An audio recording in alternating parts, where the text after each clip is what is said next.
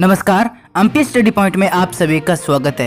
दोस्तों, अगर आपसे कोई कहे कि मुझे मौत से डर नहीं लगता तो आप समझ लीजिए कि या तो वो इंसान झूठ बोल रहा है या फिर वो नेपाली गोरखा सैनिक है। जी हाँ दोस्तों, क्योंकि दोस्तों अगर गोरखा सैनिक को ये बहादुरी भरी उपाधि किसी ने दी है तो उसने यूं ही उसे इतनी बड़ी उपाधि नहीं दी है। गोरखा सैनिक की बहादुरी, वीरता और युद्ध कौशल को देखकर ही ये इतनी बड़ी उन्हें उपाधि दी गई है। और दोस्तों अगर मैं आपसे कहूँ कि एक सैनिक ने 30 तालिबानियों को यानी अपने शत्रुओं को अकेले अपने दम पर मिट्टी में मिला दिया तो क्या आप मेरी बात का विश्वास करेंगे? जी हाँ दोस्तों, आपको मेरी बात का विश्वास करना होगा, क्योंकि मैं किसी ऐसे वैसे व्यक्ति की बात नहीं कर रहा हूँ। मैं बात कर रहा हूँ नेपाल के एक गोरखा सैनिक के बारे में। और मैं बात कर रहा हूँ उस समय की जब नेपाल के एक गोरखा सैनिक दीप प्रसाद पुन ने अफगानिस्तान में अकेले ही 30 से अधिक तालिबान के लड़ाकों को मिट्टी में मिला दिया। क्योंकि दोस्तों अपने दुश्मनों के लिए चलती फिरती मौत का नाम ही गोरखा सैनिक है। और दोस्तों ये बात है सितंबर 2010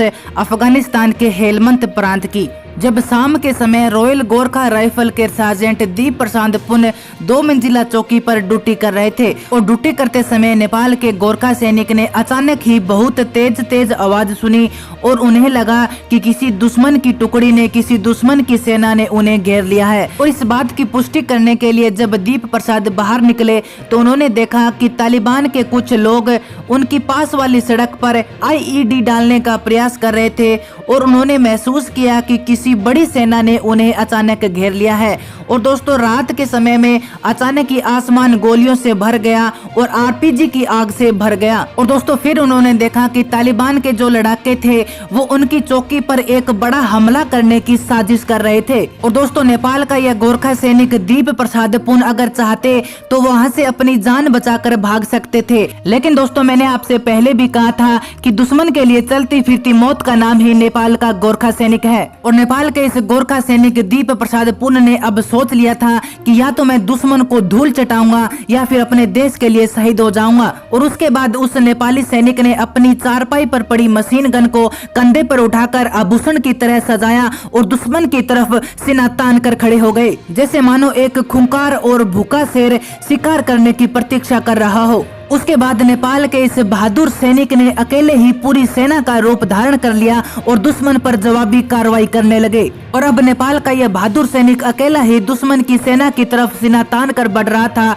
अचानक उन्होंने महसूस किया कि वो ग्रेनेड से बाहर हो गए हैं। उसके बाद उन्होंने अपनी SA-80 सर्विस राइफल उठाई और दुश्मन पर वार करना शुरू कर दिया। उसके बाद उन्होंने दुश्मन पर एक लैंड माइन भी फेंका। फिर उन्होंने अचानक देखा कि तालिबान का एक लड़ाका गार्ड हाउस से सटे एक टावर के सहारे छत पर चढ़ गया। और तालिबान के इस फाइटर को रोकने के लिए दीप प्रसाद ने उन पर फायर किया, लेकिन जो उनका हथियार था वो अचानक मिस फायर हो गया। लेकिन नेपाल का ये जवान रुकने वाला नहीं था। उन्होंने अपने मशीन गन का तिपाई पकड़ा और तालिबान के चेहरे पर फेंक कर मारा और इससे तालिबान दुश्मन इमारत की छत से नीचे गिर गया। और इसी प्रकार नेपाल का यह सैनिक जब तक तालिबानियों की सेना खत्म नहीं हुई तब तक उनका विरोध करता रहा।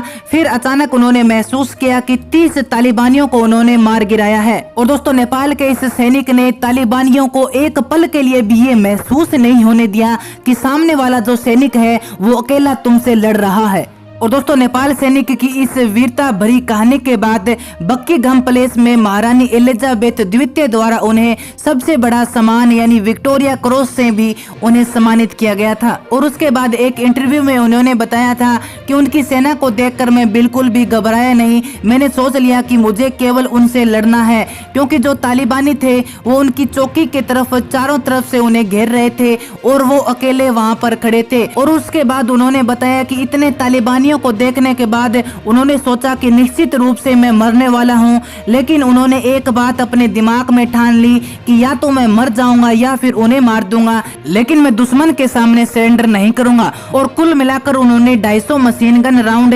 180 SA-80 राउंड फायर किए। इसके अलावा उन्होंने 6 फास्फोरस ग्रेनेड, 6 सामान्य ग्रेनेड और 1 क्लेमोर माइन भी उन्होंने दुश्मन पर फेंका था।